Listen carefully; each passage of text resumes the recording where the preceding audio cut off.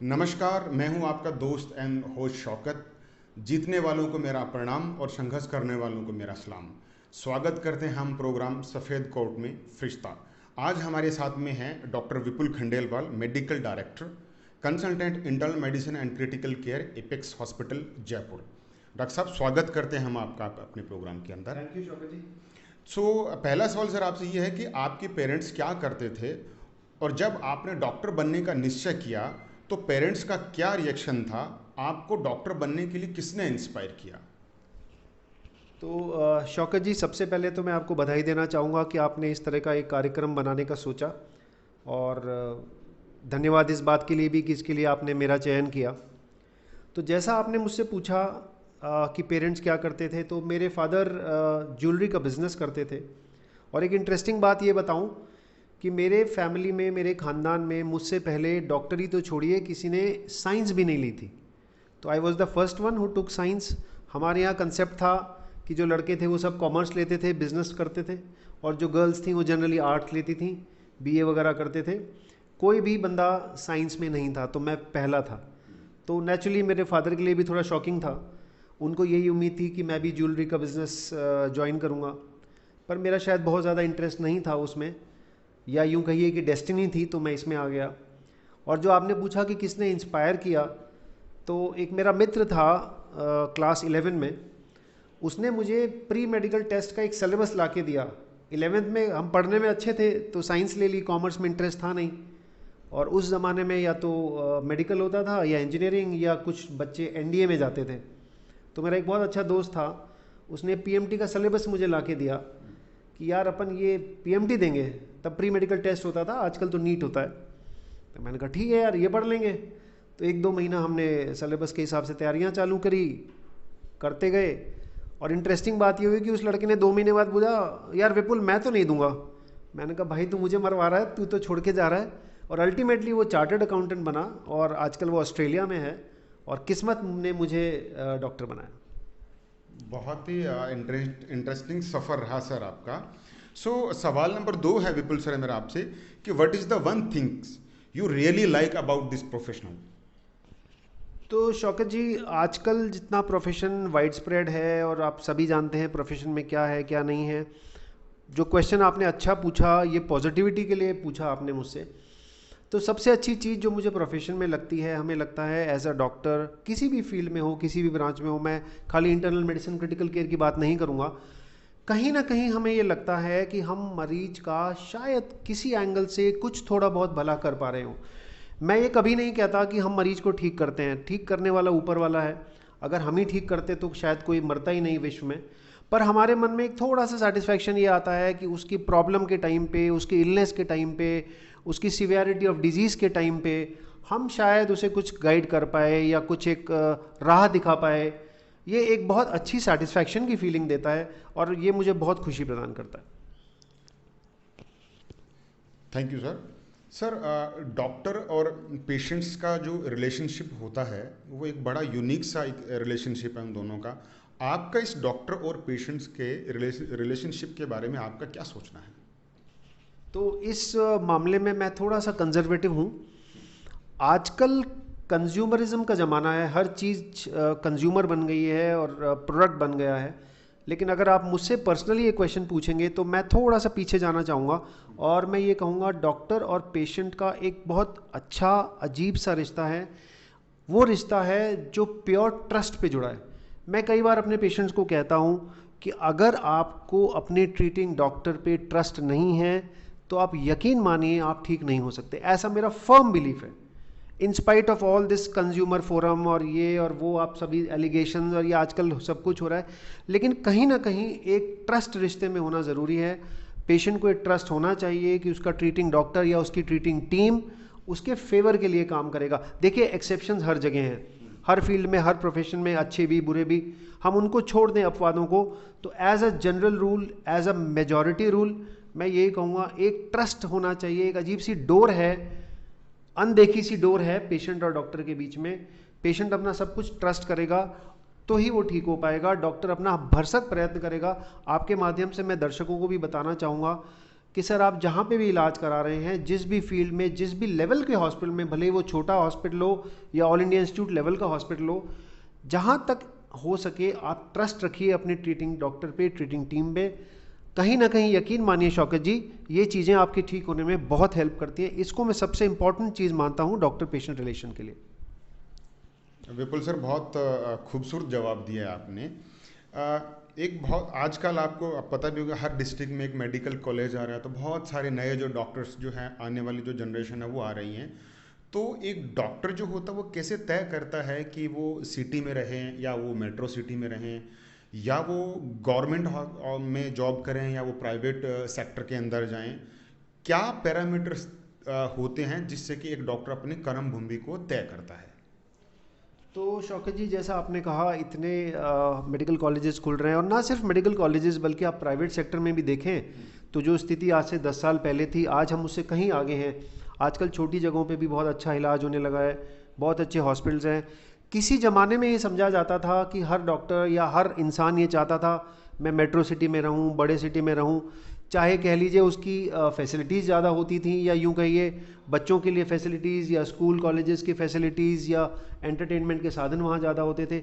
लेकिन अब मेरा मानना है ये डिफरेंस काफ़ी हद तक कम हो गया है, specially with the onset of internet, हर जगह अवेलेबल है, तो पूरी दुनिया कनेक्टेड है आजकल। अब वो पुराने वाली बातें नहीं रही, आपस में सिटीज़ की कनेक्टिविटी बहुत अच्छी है, आप कहीं भी जाना चाहें तुरंत जा सकते हैं, फैसिलिटीज़ हर जगह डेवलप हो रही हैं, ऐसा कुछ भी नहीं है कि कोई जगह बहुत ही बैकवर्ड है। हाँ, एक ज़रूर ये मन में रहता है, एक डॉक्टर अपनी अगर पूरी लाइफ के बारे में सोचता है तो उसके दिमाग में एक ख्याल ज़रूर आता है, जो मेरे मन में भी था, कि आपको ये लगता है हमेशा कि बच्चों की परवरिश अच्छी जगह पे होनी चाहिए, तो आप ये चाहते हैं कि थोड़े से बड़े सेंटर पे आप जाएं।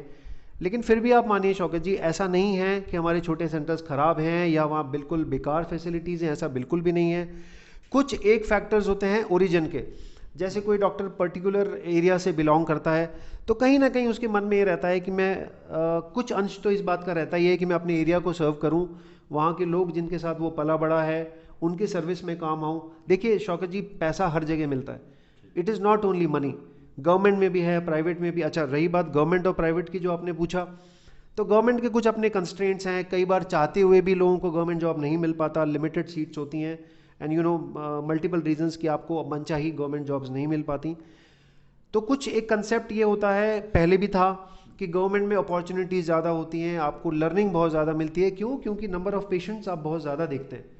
तो ये अब धीरे धीरे ये चीज़ न्यूट्रलाइज होती जा रही है। आजकल देखेंगे आप private medical colleges, they are doing equally good, बहुत अच्छे, जयपुर में भी, जयपुर के बाहर भी बहुत अच्छे मेडिकल कॉलेजेस हैं जहाँ एम्पल अपॉर्चुनिटीज़ हैं, there are full of patients. और प्राइवेट हॉस्पिटल्स भी आप देखिए, बड़े हॉस्पिटल्स ये लगभग फुल ही रहते हैं। तो अब ऐसा नहीं है कि आप सीख सिर्फ गवर्नमेंट में सकते हैं, सीखने की लगन होनी चाहिए सर। मैं तो ये कहता हूँ, भले वो गवर्नमेंट हो या प्राइवेट हो, बड़ा शहर हो या टायर 2 सिटी हो। कहते हैं कि मिटा दे अपनी हस्ती को, अगर कुछ मर्तबा जाए तो दाना खाक में मिलके गुले गुलजार होता है। आपने जो 16 साल की आपकी जर्नी है एपेक्स हॉस्पिटल जयपुर के साथ में, आपने अपनी कर्म भूमि जयपुर को ही क्यों चुना? इसके पीछे क्या रीज़न था, कोई स्पेसिफिक रीज़न? तो जैसा मैंने कहा शौकत जी, मेरा तो सिंगल एक ही रीज़न था, born and brought up in Jaipur, मेरा जन्म जयपुर में हुआ। मेरे फादर बहुत सालों पहले ही जयपुर आ गए थे, तो मेरा बर्थ तो जयपुर का ही है। फिर स्कूलिंग मेरी जेवियर्स में जयपुर में ही हुई, 12 साल की स्कूलिंग के बाद, और फिर लकीली मैं एसएमएस में पढ़ा। तो जयपुर में इतने सालों में, जब तक आप ग्रेजुएशन करके निकले, आपका इतना अटैचमेंट हो गया कि जयपुर के बिना मुझे अधूरापन लगता था। तो मैं बीच में बाहर भी गया, लेकिन मैं ज़्यादा रुका नहीं। अल्टीमेटली जयपुर मुझे, यूँ कहूँगा कि मुझे खींच लाया अपने पास। बहुत बढ़िया सर। कहते हैं कि डॉक्टर के जो डॉक्टर का जो प्रोफेशनलिज्म है, इसके अंदर स्ट्रेस होता है, ऐसा समाज का या जो हमारा जो इर्द गिर्द जो सामाजिक ताना बाना उनका मानना है। तो ऐसे समय में, ऐसे टफ सिचुएशन में आप अपनी फैमिली को किस तरीके से समय दे पाते हैं और फैमिली को कैसे मैनेज करते हैं आप? तो शौकत सर, स्ट्रेस सिर्फ डॉक्टरी में नहीं है। मुझे एक ऐसा प्रोफेशन बताइए जहाँ स्ट्रेस नहीं है। मेरे पास ऐसे बैंक के बहुत सारे पेशेंट्स हैं जो पहले 4-5 बजे बैंक से छोड़ के चल देते थे, आज वही लोग 8-8, 9-9 बजे तक बैंक में काम कर रहे हैं। तो वर्क स्ट्रेस हर जगह है। तो work stress, it is not related to the work, ऐसा मेरा मानना है। It is related to the individual, आप कितना स्ट्रेस ले रहे हैं। हमारे मोदी जी भी 16-16 घंटे काम करते हैं, अब कहें तो बहुत स्ट्रेस है, तो इस हिसाब से तो किसी को प्रधानमंत्री बनना ही नहीं चाहिए देश का। तो ये स्ट्रेस आपके लेने के ऊपर है, आपके एटीट्यूड के ऊपर है, आप कैसे स्ट्रेस को झेलते हैं। स्ट्रेस तो हमेशा रहेगा, आप कुछ नहीं करेंगे ना, घर बैठेंगे तो भी स्ट्रेस रहेगा कि मैं कुछ कर नहीं रहा हूँ, तो stress is always there. You should know how to fight out with that stress. तो इसके लिए मैं 2-3 चीज़ें जो मैं अपने लेवल पे जो मैं करता हूँ, सबसे औरों को भी कहूँगा, सबसे नंबर 1 इज़ रेगुलर एक्सरसाइजिंग। किसी भी फॉर्म की एक्सरसाइज कीजिए, आधा घंटा 20 मिनट जितना आप निकाल पाते हैं, जो आपका पैशन हो। मैं ये नहीं कहता जिम में जाना जरूरी है, जो आपको अच्छा लगे, running, jogging, swimming, cycling, playing games, badminton, dancing, hobby, जो भी करना चाहते हैं वो कीजिए। और जहाँ तक फैमिली की बात है, तो मेरा शुरू से रूल रहा है Shaukat sir, no work on Sundays, ये मेरा पहला रूल है। मैं संडे को कोई काम नहीं करता, सिर्फ हॉस्पिटल का आईसीयू का राउंड लेता हूँ, तो संडेज मेरे पूरे फ्री हैं। उसके अलावा इवनिंग में मैंने अपना टाइम थोड़ा कट ऑफ कर रखा है, एक लिमिट के बाद मैं पेशेंट्स नहीं देखता हूँ। मैं उनमें से नहीं हूँ जो रात को 11 बजे भी अपना ओपीडी देखे। फॉर्चुनेटली और अनफॉर्चुनेटली मुझे नहीं पता ये बात क्या है, लेकिन मेरा पर्सनली ये एटीट्यूड नहीं है। तो स्ट्रेस को मैनेज करने के तरीके हैं, प्लस मेरा एक बहुत फेवरेट जो चीज़ है, स्ट्रेस बस्टर है, वो है ट्रैवलिंग। तो मुझे अनफॉर्चुनेटली बीच में 2 साल कोविड चला तो ट्रैवलिंग काफ़ी कम हो गई, लेकिन मुझे काफ़ी शौक है ट्रैवलिंग का। और जैसे ही मौका मिलता है, मैं भले ही छोटा ब्रेक लूँ या बड़ा ब्रेक लूँ, मैं एक ब्रेक लेके वेकेशन पे चला जाता हूँ, तो काफ़ी दोनों का स्ट्रेस बस्टर ये ऑलरेडी हो जाता है। विपुल सर, आने वाली जो जनरेशन है, स्पेशली मैं बात करूँ डॉक्टर जनरेशन है, यूँ कहूँ कि अपने जो जूनियर्स हैं, उनको आप क्या मैसेज देना चाहेंगे? तो जैसा कि आपको पता ही है, हमारे यहाँ डीएनबी भी स्टार्ट हो गई। टीचिंग स्टूडेंट्स हैं हमारे पास आईडीसीसीएम के कोर्सेज हैं, आईडीसीसीएन है, आईएफसीसीएम है। तो actually we are into a teaching institute now. तो काफ़ी जूनियर्स आते हैं, नई जॉइनिंग्स भी होती हैं। बहुत जल्दी हमें डीएनबी सर्जरी मिलने वाली है, तो स्टूडेंट्स काफ़ी होते हैं। कुल मिला के मैं कहना चाहता हूँ, जो आपने क्वेश्चन किया, कुछ रेजिडेंट्स भी आते हैं फ्रेश, जो कि नॉन टीचिंग में है, लेकिन हमारे यहाँ ज्वाइन करते हैं, आते हैं, चले जाते हैं। मैं सबको एक ही बात बोलता हूँ, मुझे नहीं पता इस बात की कितनी वैल्यू है, लेकिन मैं मानता हूँ कि काफ़ी वैल्यूएबल चीज़ है। और एक ही संदेश मैं देना चाहता हूँ, देखिए डॉक्टरी वॉक्टरी सब आ जाएगी आपको, तो जो मैं मेरे स्टूडेंट्स को, मेरे जूनियर्स को बोलता हूँ, मैं एक ही चीज़ बोलता हूँ कि अच्छा डॉक्टर बनने से पहले एक अच्छा इंसान बनो, फुल स्टॉप। अच्छे डॉक्टर आप अपने आप बन जाओगे, लेकिन अगर आप एक अच्छे इंसान नहीं हो तो अच्छे डॉक्टर बनने का यकीन मानिए कोई अर्थ नहीं रह जाता। तो मैं एक ही बात बोलता हूँ, नेचुरली हमारे साथ काम करेंगे या पढ़ेंगे लिखेंगे तो चीज़ें तो आप सब सीख ही जाएंगे फील्ड से रिलेटेड, लेकिन एक अच्छा इंसान बनने का ट्राई कीजिए, अच्छे डॉक्टर अपने आप बनेंगे। दोस्तों, ये थे हमारे साथ में डॉक्टर विपुल खंडेलवाल सर। तो मैं आपका दोस्त शौकत अगले एपिसोड में फिर एक नए डॉक्टर साहब के साथ में हाजिर होऊंगा। तब तक के लिए आप अपना बहुत बहुत ख्याल रखिए। मैं शौकत आपके स्वस्थ स्वास्थ्य की कामना करते हुए आप सबका धन्यवाद करता हूँ। Thank you. बंद कर दे।